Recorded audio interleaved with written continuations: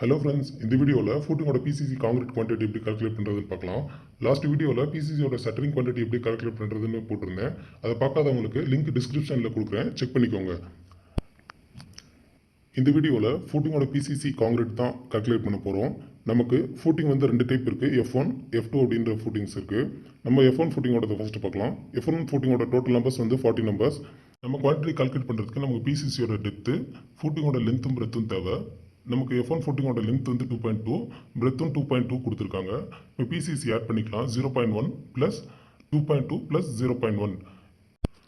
ஃபூட்டிங்கோட வித்தும் சேம்ன்றதுனால 0.1 plus ஃபூட்டிங்கோட with வந்து 2.2 plus PCCயோட offset 0.1.